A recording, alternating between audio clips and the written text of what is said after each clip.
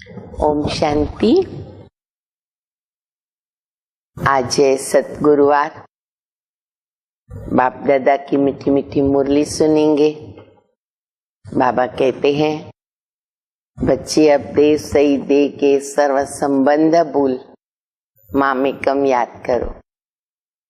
आधा कल्प हम देह अभिमान में रहे और हमारी प्रीत देहधारियों के साथ रही, लेकिन अभी बाबा कहते कोई भी देहधारी के साथ हमारी प्रीत नहीं होनी चाहिए। प्रीत का मतलब है लगाव, मोह, झुकाव।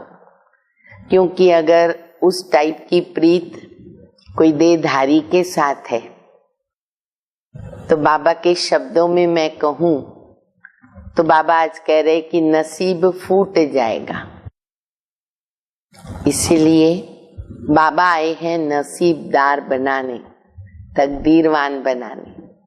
और वो तभी बन सकती है तकदीर या नसीब या भाग्य बोलो, जब हम एक बाबा के साथ अपना बुद्धि योग लगाते हैं। तो अभी समय और परिस्थिति भी हमको यही इशारा दे रही है, हम कभी भी किसी को छोड़ के जा सकते और हमें कभी भी कोई छोड़ के जा सकता, क्योंकि ये शरीर विनाशी है, ये भी हम बच्चे जानते हैं। तो इसीलिए अपनी देह से भी प्रीत न हो और किसी मनुष्य आत्मा देहधारी से भी हमारी प्रीत न हो। फिर दूसरी बात बाबा कहते हैं कि बच्चे, जब मैं इस धरती पर आता हूं तो सर्व धर्म की जो आत्माएं हैं और धर्म स्थापक हैं, उन्हों को भी यहाँ पर आना ही होता है, क्योंकि बाबा खुद हाजिर है। तो सब आत्माओं को सलामी भरनी पड़ती है। बाबा ने कई बार मुरली में बताया है कि धर्म स्थापक लास्ट अंजलि लेने, शक्ति लेने बाबा के दर पर आएंगे।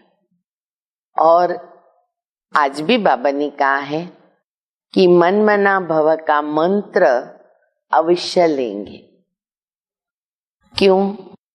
क्योंकि मन मना भव के मंत्र से वो ताकत आती है जो फिर वो अपने समय पर जब धरती पर आते हैं, परमधाम से उतरती है आत्मा, तो उसमें धर्म स्थापन करने की ताकत रहती है। तो वो जो ताकत है वो धर्म स्थापक आत्माओं को बाबा के घर से मिलेगी। मनमना भव का मंत्र वो जरूर लेंगे। हाँ, मध्याजी भव का मंत्र नहीं ले सकते, क्योंकि उनको स्वर्ग में आना नहीं है, उनको वर्षा पाना नहीं है स्वर्ग का, इसलिए वह बात उनके बुद्धि में बैठेगी भी नहीं। परंतु बाबा को याद करना, मैं आत्मा हूँ और मुझ आत्मा का परमपिता परमात्मा शिव बाबा है, परमात्मा एकमात्र शिव है, ये तो बुद्धि में जरूर बैठेगा। ये भी राज है ड्रामा के अंदर जो बाबा बताते हैं। फिर आज बाबा यह भी बात बताते हैं कि बच्चे, तुमने 63 जन्म तो पाप किए, अभी कोई भी कर्म नहीं करना, कोई पाप कर्म नहीं करना। कोई बात हो जाती है तो छुपाना नहीं, बाबा को बता देना चाहिए, माफी मांगनी चाहिए। और अगर इस जन्म में बाबा को हम ईमानदारी के साथ, सच्चाई सफाई के साथ अपनी भूलें, अपने पाप बताते हैं, तो बाप दादा ने संगम युग पर ये स्पेशल केवल हम बच्चों के लिए स्कीम बनाई है। कौन सी स्कीम? कि बच्चे, अगर तुमने सचमुच सच्चाई से बाबा को अपना जीवन कहानी या पाप बताए तो आधा तुम्हारा फ्री में माफ हो जाएगा। तो कितना फायदा हो जाता है, बेनिफिट हो जाता है। बाकी आधा खत्म करने के लिए हमें योग करना है। तो हम ये सोचे कि 63 जन्म के पापों की गठरी कितनी बड़ी भारी हमारे सिर पर है। 5 विकारों के वश हमने कितने विकर्म, एक जन्म में भी हम इतने विकर्म कर लेते हैं, तो अंदाज लगाओ 63 जन्मों का। कितनी गठरियां, कितनी गोणियां, बोरियां भरी हुई है हम बच्चों के पापों की। उसे हमें योग बल से खत्म करना है। तो कम से कम अभी या इस जन्म में जो भी हमने पाप किए, वो क्यों न बाबा को ईमानदारी के साथ लिख करके दे। और बाबा का बनने के बाद अगर विकर्म होता तो बाबा कहते 100 गुणी सजा, तो वह भी तुरंत बाबा से हम माफी मांगे सच्चे दिल से, तो हम हल्के हो जाते, पाप हल्का हो जाता। तो कितने हम बच्चों के भाग्य हैं जो भगवान हमें मिला और हमें सहज रास्ता पापों को खत्म करने का बता रहे, पुण्यात्मा बना रहे। इसलिए अभी भी कई बच्चों ने बाबा को अगर लिख करके नहीं दिया, अभी भी थोड़ा सा समय है हमारे हाथ में। अब ये समय बहुत जल्दी निकल जाएगा, फिर हम चाहेंगे ना लिख करके दें, स्वीकार नहीं होगा। इसीलिए फिर भी इस समय को वरदान मिला हुआ है, तो इसका हम पूरा पूरा लाभ लें, फायदा लें। मीठी मीठी बाबा की मुरली, मीठी मीठी शिक्षाएं हम सुनेंगे। 20 तारीख की मुरली 20/5/2021। मीठे बच्चे, कितना बाबा प्यार करता है। मीठे बच्चे, मीठे बच्चे। हम ये भी देखें हमारे स्वभाव के अंदर मिठास कहाँ तक आई है, मीठे बोल कहाँ तक निकलते हैं, कितनी परसेंटेज में। जो हमारे से मीठे हैं, उनसे हम मीठे हैं, वो कोई बड़ी बात नहीं। पर हमारे से जो कड़वे हैं, व्यवहार ठीक नहीं करते, उनसे भी हम मीठे रहे, ये बड़ी कमाल है। बाबा ऐसे ही करते, हम मीठे नहीं थे, बहुत कड़वे थे, लेकिन बाबा ने आके कहा मीठे बच्चे। अभी भी हम 100% मीठे नहीं बने, लेकिन बाबा रोज मीठे बच्चे कहते हैं। तो इसी प्रकार हमें अपने स्वभाव के अंदर 100% मिठास लानी है। मीठे बच्चे। इस पुरानी दुनिया देहधारियों से कभी दिल नहीं लगाना।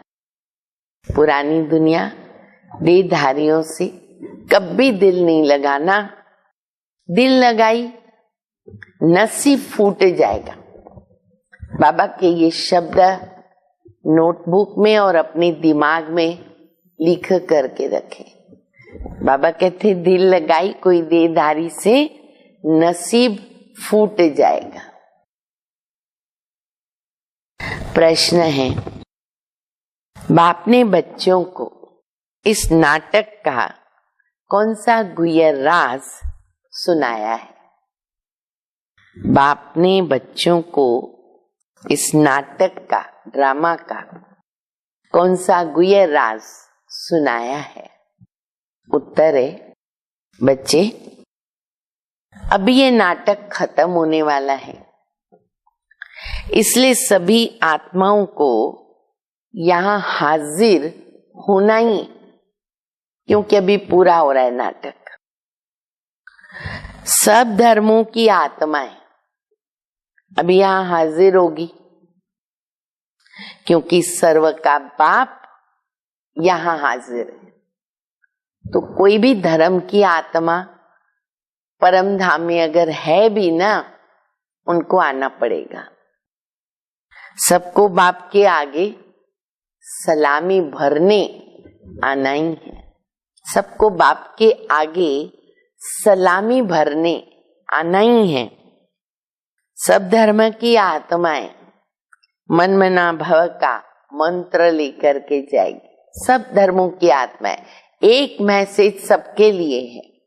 अपने को आत्मा समझ शिव बाबा को याद करो। वह कोई मध्याजी भव के मंत्र को धारण कर चक्रवर्ती नहीं बनेगी। मध्याजी भव के मंत्र को धारण कर चक्रवर्ती नहीं बन सकती है अन्य धर्म की आत्माएं। गीत बजा है, सबने सुना, दिल का सहारा टूट न जाए। ओम शांति। सब सेंटर्स के बच्चों ने गीत सुना, आप सभी ने तो सुना ना। तुम आज सुन रहे हो, बच्चे 2-4 दिन के बाद सुनेंगे, क्योंकि आप सब जानते हैं बाबा के समय पहले तो हाथ से मुरली लिखते थे। मुश्किल से 2-3 कॉपियां ही रहती थी। कितना उसको प्यार से संभालते थे। पोस्ट से आती थी तो वही मुरली जो मधुबन में चलती है आज, और हम वो आज की मुरली सुने, ऐसा नहीं होता था। 8-10 दिन पहले वाली मुरली से हमारा रेगुलर क्लास चलता था। तो इसीलिए बाबा कहते हैं 2-4 दिन के बाद सेंटर्स वाले सुनेंगे। आज हम कितने भाग्यशाली। ये मुरली की वैल्यू बहुत होनी चाहिए। इतना मुरली से हमें प्यार होना चाहिए, उन्हें संभालना चाहिए। एक एक बाबा का महावाक्य लाखों रुपए का। देखो अभी सेंटरों पर आ नहीं सकते हैं तो जो मुरलियां हमने रखी हुई है संभाल करके, उसको हम पढ़ तो सकते हैं उठा करके। कितनी काम आती। अब तो साइंस के साधनों से फिर भी थोड़ा सुन लेते हैं। अब साइंस के साधन भी जब हमें साथ नहीं देंगे तो हम क्या करेंगे। तो हमारे पास जो खजाना पड़ा होगा उसको उठा करके हम यूज करेंगे, पढ़ेंगे, अध्ययन करेंगे। तो मुरली की तो बहुत ही वैल्यू है। तो बाबा कहते बच्चे 2-4 दिन के बाद सुनेंगे। अगर पुरानी दुनिया, पुराने शरीर से दिल लगाएंगे, तकदीर फूट जाएगी। क्योंकि ये शरीर इस पुरानी दुनिया का है। तो अगर देह अभिमान में रहेंगे, देह अभिमानी बनेंगे, इतनी जो तकदीर बन रही है ना, वो भी टूट पड़ेगी। बहुत ध्यान देना है। अभी हमको देह अभिमान में नहीं आना है। बाबा कहते बच्चे तकदीर फूट जाएगी। अब बदनसीब से तुम नसीबदार बन रहे। इसलिए जितना हो सके बाबा को याद करो, जो बेहद का वर्षा देते हैं। बाप को, वर्षे को याद करो। इस पुरानी दुनिया में ना बाकी थोड़ा समय, बस अभी समय पूरा हो गया। मेरा भी, सबका, कोई नहीं रहने वाला। राम गयो रावण गयो, गयो बहु परिवार। इसमें तुमको पुरुषार्थ करके ना सर्वगुण संपन्न जरूर बनना। जो थोड़ा सा समय हाथ में बचा, बाबा कहते जल्दी जल्दी सर्वगुण संपन्न बनो। बहुत है जो पवित्र रहते भी हैं और कई घड़ी घड़ी गिर पड़ते। देहाभिमान में आ गए तो गिर पड़ेंगे, माया गिरा देती है। बाबा कहते तुम्हें बाबा के साथ सर्विस में साथी बनना है। बहुत बड़ी सर्विस है। इतनी सारी दुनिया को पतित से पावन बनाना है। कितनी बड़ी सर्विस है, कितनी बड़ी सेवा है। पूरी दुनिया जिसमें 5 तत्व भी आ जाते हैं, सबको हमें पावन बनाना है। ऐसे भी नहीं है सब बाप को मदद करेंगे। जिन्होंने कल्प पहले मदद की है, ब्राह्मण कुलभूषण ब्रह्मा कुमार कुमारी बने हैं, वही तो समझदार बनेंगे, वही बाबा को मदद करेंगे। ये भी हम बच्चे जानते हैं। प्रजापिता ब्रह्मा का नाम भी गाया हुआ है।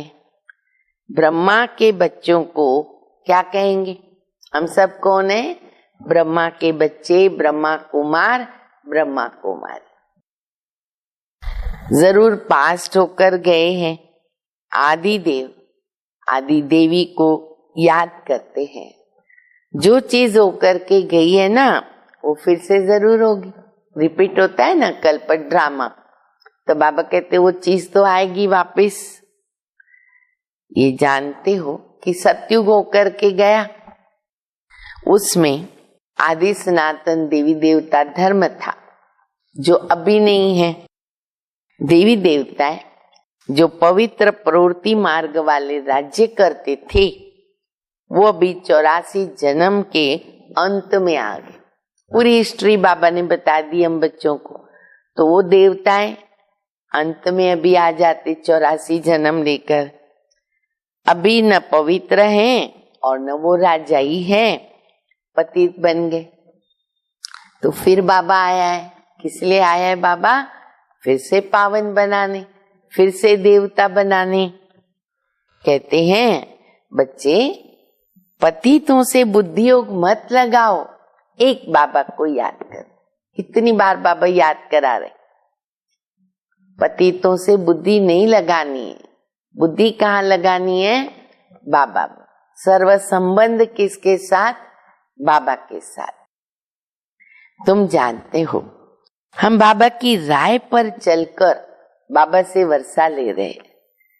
कैसे वर्षा पाना है वो भी युक्ति बताते हैं। मनुष्य तो अनेक प्रकार की युक्तियां रचते हैं।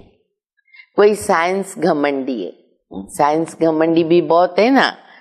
कोई डॉक्टरी घमंडी है, लिखते हैं मनुष्यों की हार्ट खराब हो जाती है तो दूसरी प्लास्टिक की हार्ट बना करके डाल देते। साइंस के साधन तो बहुत निकले हैं ना। तो बाबा कहते चलो घमंडी साइंस क्या करेगी, हार्ट भी चेंज कर सकते हैं। नेचुरल निकाल कर और आर्टिफिशियल चलाते रहते हैं। यह भी तो कितना हुनर है तो एक कला, आर्ट है।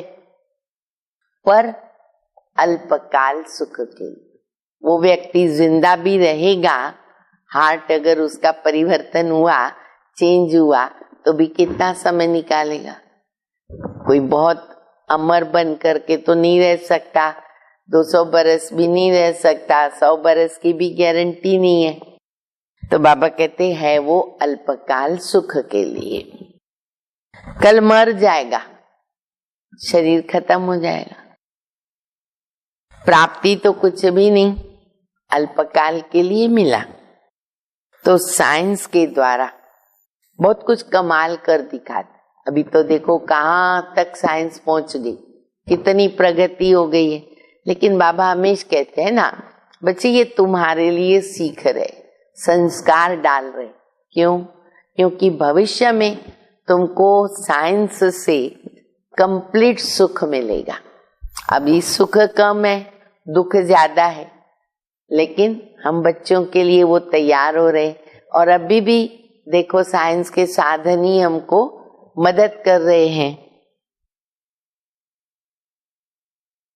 तो बाबा कहते साइंस भी तो कुछ कमाल करके दिखाती है, पर वो है अल्पकाल के लिए। ये तो बात बिल्कुल न्यारी है कि पावन आत्मा 84 जन्म लेते लेते अभी पतित बन गई। उस पतित आत्मा को फिर से पावन बनाना, उस सिवाय बाबा के कोई नहीं कर सकता। कोई मनुष्य में ताकत नहीं आत्मा को पावन बनावे। एक का गायन है, सर्व का पतित पावन, सर्व का सदगति दाता और सर्व पर दया दृष्टि रखने वाला सर्वोदया लीडर। दुनिया में ये टाइटल मिलता है जो लोग सेवा करते ना थोड़ा बहुत। बाबा कहते सर्वोदया लीडर तो मैं हूं ना, सर्व के ऊपर दया करने वाला। तो सर्वोदया लीडर है।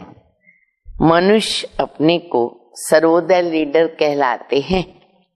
अब सर्व माना तो उसमें सब आ जाते। सर्व पर दया करने वाला एक बाबा है जिसको कहते रहम दिल, बिलीफुल। बाकी मनुष्य सर्व पे क्या दया करेंगे? क्या दया कर सकता है मनुष्य? अपने पर ही दया नहीं कर सकते तो दूसरे के ऊपर क्या करेंगे? अपने को सुखी नहीं बना सकते, अपनी समस्याओं का समाधान नहीं कर सकते, तो बाबा कहते दूसरे पर कैसे दया कर सकेंगे? ये दया करते हैं ना जो सब, वो अल्पकाल, थोड़ा बहुत जो मदद करते हैं, हाँ, कोई को रोटी, कपड़ा, मकान, जो कुछ भी किया, अल्पकाल के लिए। नाम कितने बड़े बड़े रख दिए हैं। अभी बाबा कहते तुमको कितनी मैं सहज युक्ति बताता हूं एवर हेल्दी वेल्दी बनने के लिए। युक्ति बहुत ही सिंपल है, प्राप्ति महान भारी, एवर हेल्दी वेल्दी। और युक्ति क्या है? बच्चे सिर्फ मुझे याद करो, क्योंकि तुम मुझे भूल गए हो। सतयुग में तुम सुखी रहते हो ना, तो मुझे याद ही नहीं करते। तुम्हारे 84 जन्मों की हिस्ट्री ज्योग्राफी तुमको सुनाई है। तुम ऐसे राज्य करते थे, सदा सुखी थे, फिर दिन प्रतिदिन उतरते उतरते तमो प्रधान, दुखी और पतित बन गए। अभी बाबा फिर से तुम बच्चों को कल्प पहले माफक वर्षा दे रहे हैं। जो कल्प कल्प आकर के वर्षा लेते हैं, श्रीमत पर चलते हैं। श्रीमत है बाप दादा की मत। ये भी हम एक अंडरलाइन करें, पॉइंट नोट करें। श्रीमत एक शिव बाबा अथवा बाप दादा कंबाइंड है, तो बाप दादा की है श्रीमत। उनके सिवाय श्रीमत कहाँ से मिले? बाबा कहते तुम विचार करो, ये हुनर कोई में है? विचार करो, ये हुनर कोई में है? नहीं।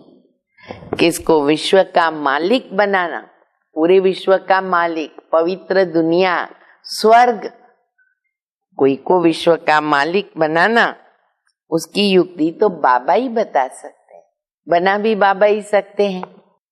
कहते इसके सिवाय कोई बच्चे रास्ता ही नहीं, कोई उपाय ही नहीं है। पतित पावन बाबा नॉलेज देते हैं उच्च पद पाने के लिए।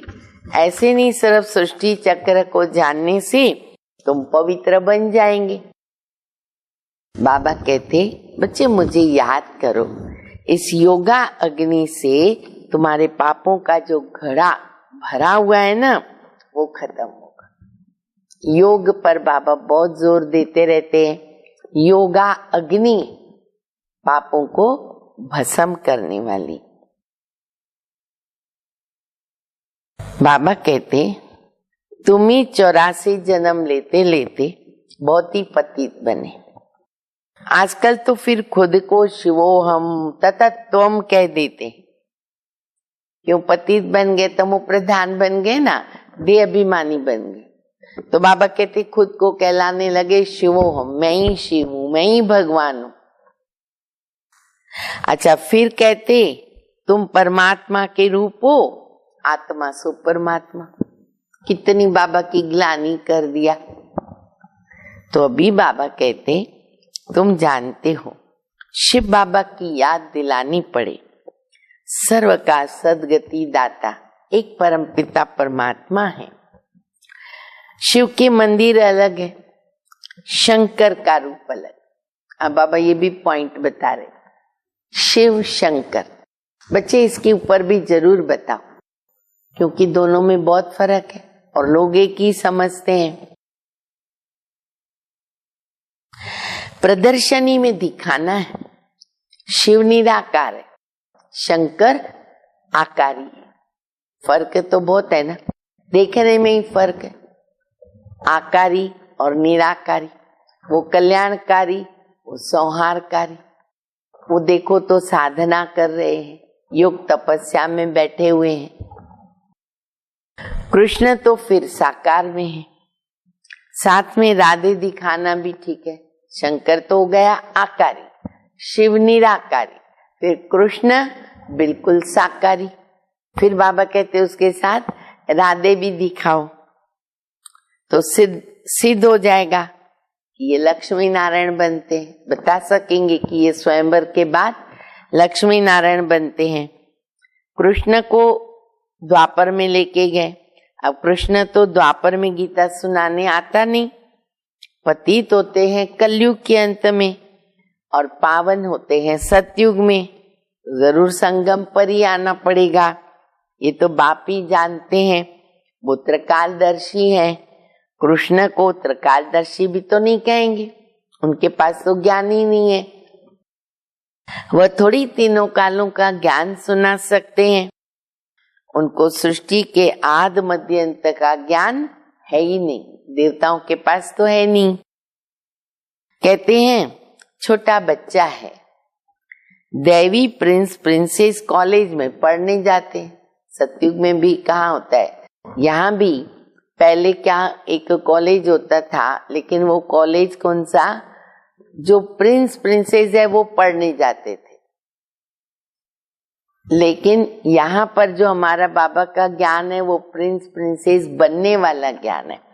तो बाबा कहते सतयुग में तो वो खुद प्रिंस प्रिंसेस होते हैं और फिर वो भी पढ़ाई करते हैं। आगे यहाँ भी प्रिंस प्रिंसेस कॉलेज थे, अभी मिक्स हो गए। कृष्ण प्रिंस था और भी तो प्रिंस प्रिंसेस होंगे, इकट्ठे पढ़ते होंगे। राज विद्या वगैरह तो सीखनी पड़ती, बहुत सारे सब्जेक्ट होते हैं, संगीत होता है, ड्राइंग होता है, बहुत कुछ होता है। वहां तो है ये वाइसलेस दुनिया। एक शिव बाबा सर्व का सदगति दाता है। मनुष्य सर्व के सदगति दाता तो नहीं हो सकते। बाप आकर सर्व को मुक्ति, जीवन मुक्ति देते हैं।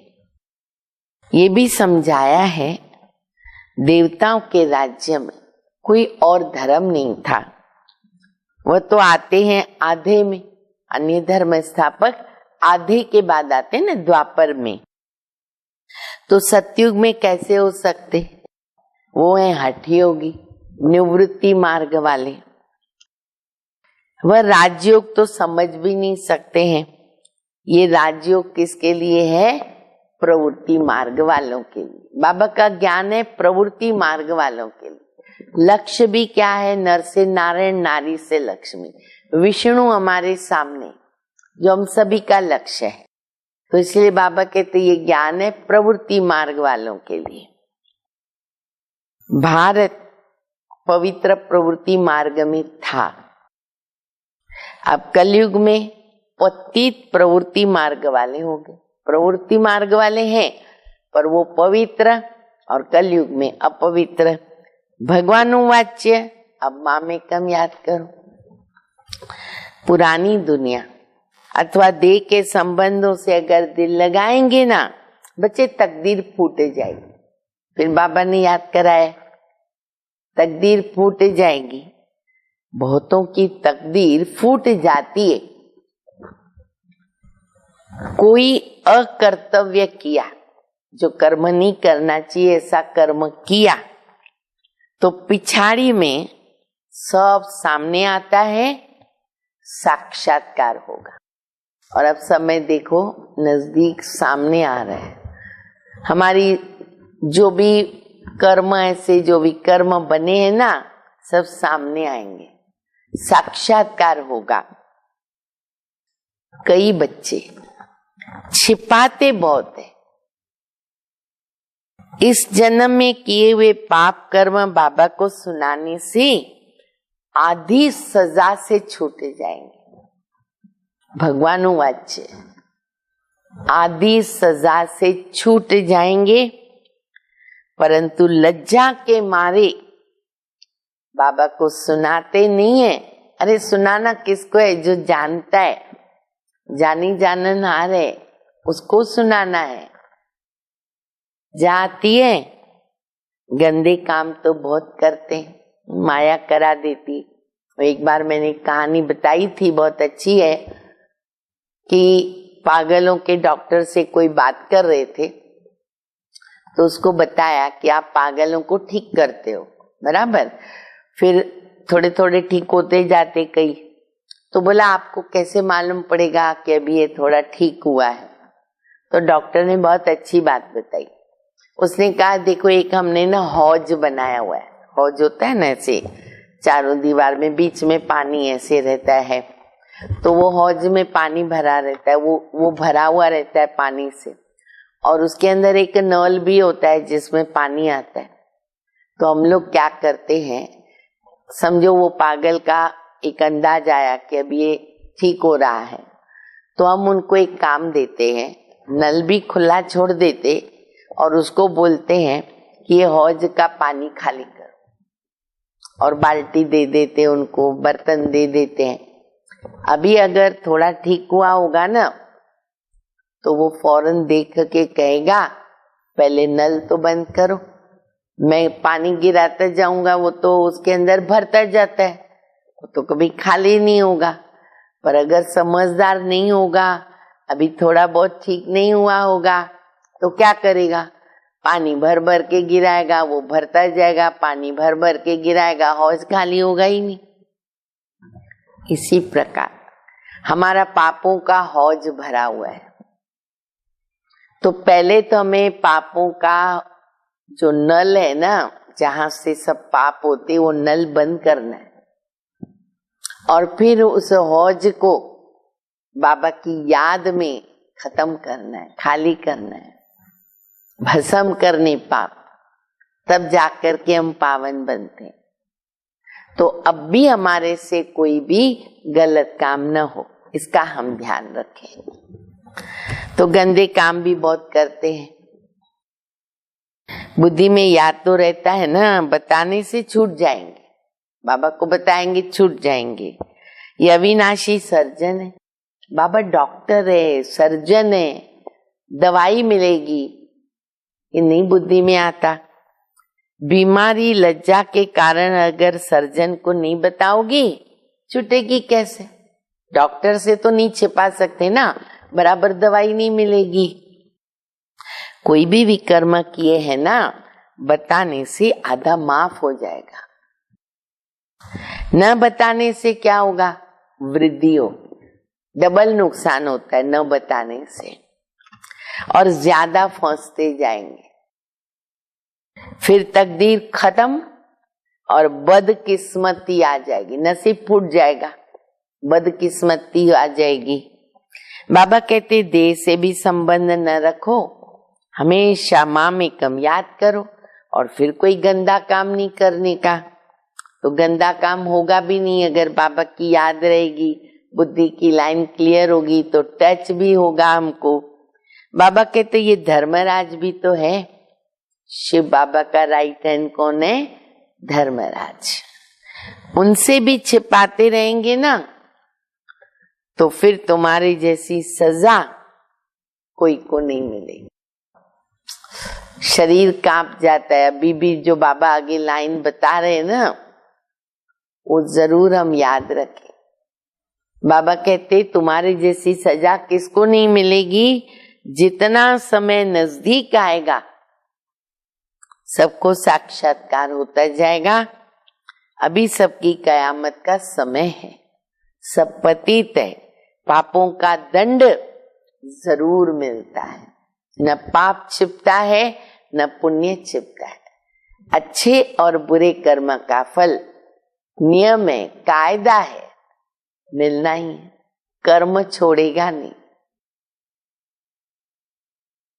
जैसे एक सेकंड में, अब ये लाइन ध्यान से सुनो सभी, जैसे एक सेकंड में जीवन मुक्ति मिलती है, वैसे एक सेकंड में सजाओं की भासना ऐसे आती है जैसे बहुत समय से सजाएं खाता रहता हूं।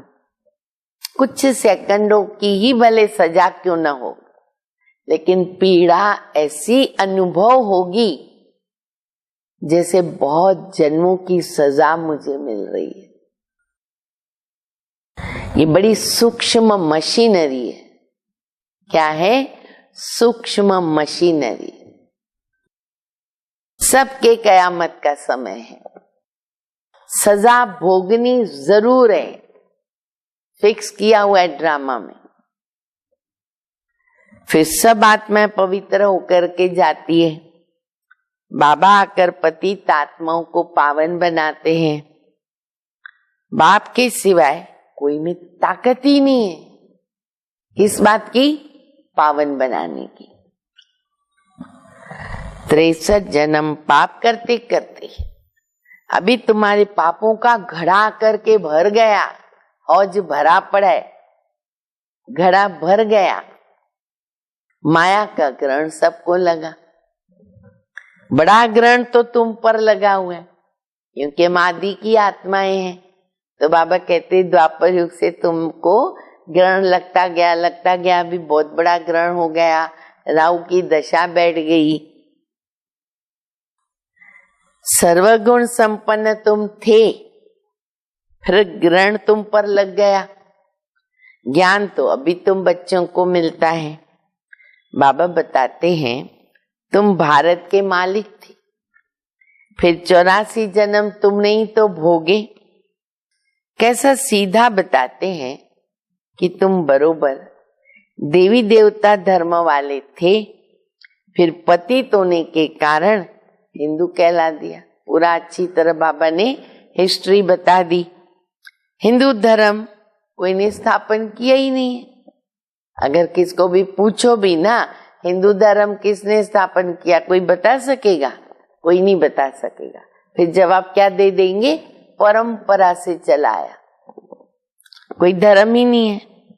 मठ पंथ को डिनास्टी नहीं कहेंगे ना, क्योंकि डिनास्टी तो राजाओं की होती है। Lakshmi Narayan the first second third, कितने लक्ष्मी नारायण होते हैं? 8। फिर त्रेता युग में कितनी गद्दी चलती? 12। तो बाबा कहते हैं ऐसे वहां राजाई चलती है। यह भी जरूर है कि पावन से पतित तो बनना है। पतित होने के कारण देवी देवता कहला नहीं सकते हैं। तुम समझते हो हम पूज्य आदि सनातन देवी देवता धर्म के थे। अपने धर्म के चित्रों को ही तो पूजते हैं, देवताओं को कौन पूजता है? हम बच्चे ही पूजते रहे भक्ति मार्ग में। सिर्फ ये भूल गए, क्या भूल गए? कि हम ही पूज्य देवी देवता थे और अभी पुजारी बने। अब तुम समझते हो बाबा ने वर्षा दिया था, फिर पतित बने तो अपने चित्रों की बैठ के पूजा किया। आप ही पूज्य, आप ही पुजारी। अब ये सिवाय भारत के और कोई नहीं कहेंगे। बाबा भी भारत में आकर के ज्ञान देते हैं, फिर सो देवता बनाते हैं। बाकी सब हिसाब किताब चुकतू करके अपने घर चले जाएंगे, हम अपने राज्य में चले जाएंगे। आत्माएं सब बाबा को पुकारती है ना, ओ गॉड फादर। अब ये भी तो समझने की बात है ना। इस समय तुमको कितने बाप है? देखो इस समय कितने बाप है, सबको मालूम है। बाबा के सब बच्चे जानते हैं कितने बाप है? 3 है। कितने परम सौभाग्यशाली, तीनों बाप का वर्षा लेते हैं। तो बाबा कहते तुम्हारे 3 बाप है। कौन से बाबा खुद ही बताते। एक शिव बाबा, दूसरा अपना लौकिक बाप जो सभी का अपना अपना है, और ये अलौकिक बाप प्रजापिता ब्रह्मा। गर्व करे, नशा रखे, खुशी रहे, 3 बाप की मैं हूं, बच्चा जो भी समझो, 3 बाप है मुझे। बाकी सबको 2 बाप है, दुनिया में सबको 2 बाप है, लौकिक और पारलौकिक।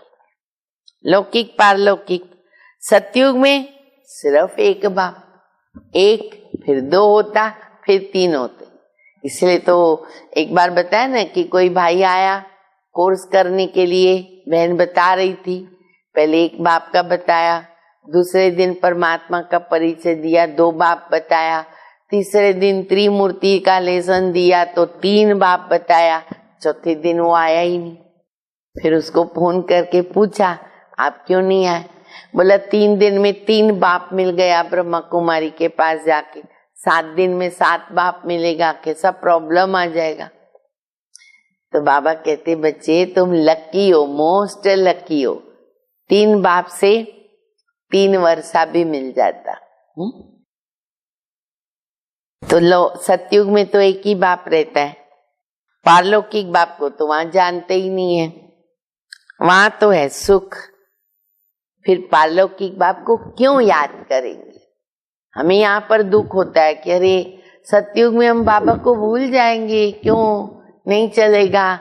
बाबा आप हमारे स्वर्ग में आना, हमारे महल देखने आना।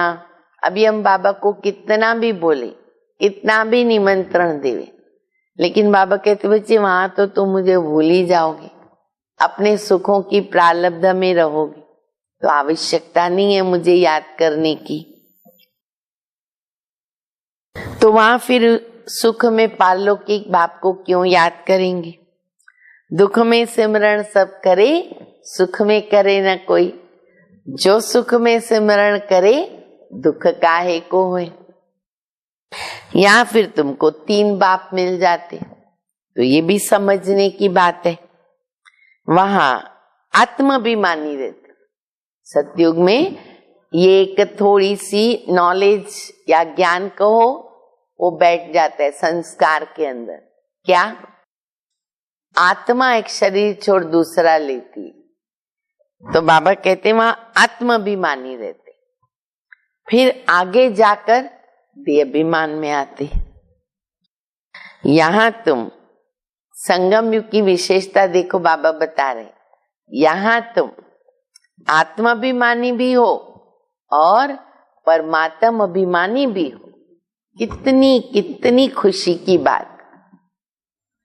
सतयुग में आत्माभिमानी, द्वापर के बाद देहाभिमानी, संगम युग पर आत्माभिमानी भी बनते, परमात्मा अभिमानी भी बनते। बाबा का पूरा अनुभव पल पल सेकंड सेकंड हम बच्चे करते हैं। शुद्ध अभिमान है, हम बाबा के बच्चे हैं। अनुभव है, केवल मुख से नहीं बोलते, हम उनसे वर्षा ले रहे। ये भी हम हक से बोलते, जिगर अंदर दिल से आवाज निकलता है मेरा बाबा। और हर पल बाबा मदद करता, हर पल हमारे साथ है। अच्छा, फिर केवल बाबा भी नहीं, वही बाप शिक्षक भी है, सतगुरु भी है। आज सतगुरुवार है, बाबा हमेशा याद कराते। तो बाप भी है, शिक्षक भी है, सतगुरु भी है, तीनों हमको मिल गए। ये उनकी महिमा भी न समझानी पड़े, वही आकर सब बच्चों को वर्षा देते हैं। सतयुग में तुमको था, फिर 84 जन्म लेकर के गंवा दिया। अब ये समझाना कितना सहज। बाप को कहा जाता पतित पावन, सर्व का सदगति दाता। ये दुनिया तो पतितों की है ना, कोई सदगति कैसे दे सकता। बाकी कोई बहुत शास्त्र पढ़े हुए हैं तो अंत मते सो गति हो जाती है ना, तो फिर छोटेपन में जाकर के कंठ कर लेते। अभी हम प्रैक्टिकल देखते हैं, आजकल तो सब फील्ड के अंदर छोटे छोटे बच्चे कितने होशियार हैं। ये आज बाबा जो बात बता रहे वो भक्ति मार्ग की बता रहे कि मान लो कोई बहुत अच्छे शास्त्र वगैरह कंठ कर लेता है, फिर उसने शरीर छोड़ा, तो दूसरे जन्म में जो संस्कार लेके गई ना आत्मा, तो बचपन से ही कैसे श्लोक बोलने लगते हैं, बहुत कुछ ऐसा बताने लगते हैं ना, तो कहते देखो बच्चे कितनी कमाल कर रहे, इस संस्कार काम करते। ऐसे सभी फील्ड के अंदर हम देखेंगे, क्योंकि पिछले जन्म के संस्कार आत्मा लेके आती है। तो हर फील्ड में हम देखते बच्चे एडवांस में अभी आगे जा रहे।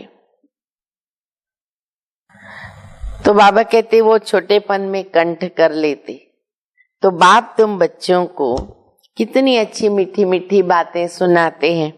बच्चे तुम तमो प्रधान बन गए। अभी फिर बाबा को याद करो तो खाद निकलेगी। कितना सरल उपाय है खाद निकालने का, आत्मा को पावन बनाने का, शक्ति भरने का, बहुत सहज उपाय है। अभी नाटक पूरा होता है, सबको हाजिर होना है। कोई भी ड्रामा पूरा होता है तो क्या होता है, सारे एक्टर्स इकट्ठे हो जाते हैं। क्राइस्ट आदि सबकी आत्मा हाजिर है तो इस दुनिया के अंदर न वो आत्मा, वह भी न बाबा के पास सलामी भरने आएगी। ये राज की बात बाबा बताते। क्राइस्ट की आत्मा या इब्राहिम की आत्मा, बुद्ध की आत्मा, गुरु नानक की आत्मा, बाबा कहते इधर तो उनको आना ही है सलामी भरने के लिए। चक्रवर्ती राजा तो बनना नहीं है ना, उनको चक्रवर्ती राजा नहीं बनना है। तो क्या होगा, सिर्फ बाबा को याद करेंगे, मन मना भव का मंत्र यहाँ से लेके जाएंगे। इतना उनको यहाँ से लेके जाना है। और तुम्हारा है मन मना भव, मध्याजी भव, डबल मंत्र। हम बच्चों के लिए 2 मंत्र है, मन मना भव, मध्याजी भव। बाप और वर्षा, उनके लिए एक ही मंत्र है, ना भव। बाबा कितनी अच्छी युक्ति बताते, सब सहज बता दिया बाबा ने। अच्छा, मीठे मीठे से खिलते बच्चों प्रति माता पिता बाप दादा का याद प्यार, गुड मॉर्निंग। रूहानी बाप की रूहानी बच्चों को नमस्ते। हम रूहानी बच्चों की रूहानी बाप को, माता पिता बाप दादा को याद प्यार, गुड मॉर्निंग और नमस्ते। धारणा के लिए मुख्य सार है पहला, इस पुरानी दुनिया में रहते पुरुषार्थ करके सर्वगुण संपन्न जरूर बनना है। जो कमी है चेक करो, खत्म करो। इस पुराने शरीर, पुरानी दुनिया से दिल नहीं लगानी है, नसीबदार बनना है। बाबा ने बोल दिया, कोई देहधारी से दिल है, नसीब फूट जाएगा, कोई से दिल नहीं लगानी। दूसरा, आत्माभिमानी और परमात्मा अभिमानी रहना है। देखो, दोनों अनुभव मैंने किया, जरूर करो।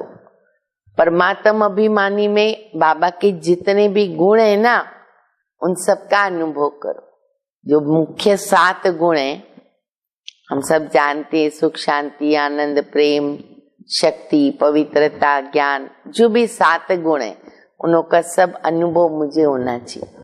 परमात्मा अभिमानी तो वो हम बनते हैं। इस कयामत के समय में बाप से कुछ भी न छिपाना नहीं है। आज भी याद करो, मैंने क्या पाप किए, बाबा को लिख करके दो। अविनाशी सर्जन से राय लेते रहना है, ऑटोमेटिक बाबा शक्ति देगा। वरदान है, सदा ज्ञान सूर्य के सन्मुख रहने वाले अंतर्मुखी स्वमानधारी भव। सदा ज्ञान सूर्य के सन्मुख रहने वाले अंतर्मुखी स्वमानधारी भव। जैसे सूर्य के सामने देखने से सूर्य की किरणें अवश्य आती है, ऐसे जो बच्चे ज्ञान सूर्य बाप से सदा सन्मुख रहते हैं, वो ज्ञान सूर्य के सर्व गुणों की किरणें स्वयं में अनुभव करते। सूर्य के पास सामने खड़े रहो, क्या अनुभव होगा, उनकी किरणें मेरे अंदर आ रही है, प्रैक्टिकल होता है। ऐसे बाबा ज्ञान सूर्य मेरे साथ है, बाबा के गुणों की सब किरणें मेरे अंदर आ रही है। उनकी सूरत पर अंतर्मुखता की झलक और संगम युग के व भविष्य के सर्व स्वमान की फलक दिखाई देगी उन बच्चों के चेहरे में। इसके लिए सदा स्मृति में ये रहे कि ये अंतिम घड़ी, हर घड़ी को अंतिम घड़ी समझे, क्योंकि अभी शरीर का कोई भरोसा नहीं, मम्मा का ये स्लोगन पक्का याद रखो, हर घड़ी अंतिम घड़ी। किसी भी घड़ी इस तन का विनाश हो सकता है, किसी भी घड़ी इस तन का विनाश हो सकता है। इसलिए सदा प्रीत बुद्धि बनकर ज्ञान सूर्य के सन्मुख रहकर अंतर्मुक्ता व स्वमान की अनुभूति में रहना। बहुत अच्छा वरदान है, सब याद रखेंगे। स्लोगन है, सदा उड़ती कला में उड़ना ही, सदा उड़ती कला में उड़ना ही, झमेलों के पहाड़ को क्रॉस करना है। झमेलों के है पहाड़, समस्याओं के है पहाड़, वो तो है ही इस दुनिया में, लेकिन जैसे फ्लाइट होता है पहाड़ों के ऊपर से उड़ के चला जाता है ना, तो ऐसे बाबा कहते हैं कि अगर हम बच्चों की उड़ती कला होगी, क्योंकि अभी जो समय चल रहा है ना उसमें उड़ती कला की आवश्यकता है। पहले पहले देखो जैसे दुनिया में भी क्या था, पहले सब व्हीकल्स नहीं थे ना, लोग पैदल यात्राएं करते थे, बैलगाड़ी में जाते थे, फिर बसेस वगैरह, गाड़ियां, ट्रेन्स वगैरह सब निकला, फिर फ्लाइट निकला उड़ती कला में पहुंचे जाने का। ठीक इसी प्रकार पुरुषार्थ के अंदर भी पहले धीरे धीरे चलते थे, फिर थोड़ा फास्ट चलना चालू किया, जिसको कहते तीव्र गति से चलना, फिर दौड़ते गए, दौड़ो दौड़ो दौड़ो, दौड़ते गए। अच्छा, दौड़ने के बाद भी बाबा ने कहा बच्चे अभी हाई जंप लगाओ, तो हाई जंप लगाते गए, लेकिन उसके बाद आया उड़ने का समय, उड़ती कला। तो बाबा ने बहुत वर्षों से ये बात बताई है कि बच्चे अभी तुम्हारी चाहिए उड़ती कला। तो जब उड़ती कला में होंगे तो फायदा क्या होगा, बाकी सब चीजें नीचे आ जाएगी, बड़े बड़े पहाड़ वगैरह जो भी सब होंगे नीचे आ जाएंगे, हम ऊपर रहेंगे। और वैसे देखो फ्लाइट में जाते हैं तो नीचे की चीजें होती भले बड़ी है, दिखती तो बहुत छोटी है ना। तो इसी प्रकार अगर हमारी उड़ती कला है तो बड़ी बड़ी समस्या भी जो है ना वो हमें छोटी दिखेगी, जिसको कहते हैं पहाड़ को राई बनाना। तो पहाड़ जैसी समस्या हमको राई की तरह दिखेगी, तो हम ऐसा चुटकी में उसका समाधान कर सकते हैं। तो इसीलिए बाबा कहते उड़ती कला में उड़ना, झमेलों के पहाड़ को क्रॉस करना है। तो अभी ये चेकिंग जरूर करनी है कि मेरी उड़ती कला है कि नहीं, वो अनुभव मुझे है कि नहीं। उड़ती कला माना बाबा की याद में बैठे 1 सेकंड में वतन में पहुंचे, 1 सेकंड में योग लग गया, आत्माभिमानी की स्थिति का अनुभव, उसको बोलते उड़ती कला। हमें समय लगता है, हमें ज्ञान को याद करना पड़े, मैं आत्मा हूँ, मैं शिव बाबा की संतान हूँ, इसको फिर उड़ती कला नहीं कहेंगे, ये धीरे धीरे चलना है। उड़ती कला माना मैं बैठी, संकल्प किया और मेरी स्थिति बन गई, मैं बाबा में लवलीन हो गई। तो वो स्थिति की आज के दिन में आवश्यकता है। अच्छा, आज सतगुरुवार है, बाबा को भोग भी लगेगा और हम सब डायरेक्शंस भी सुनेंगे, फिर बाबा को भोग लगाएंगे। ओम शांति।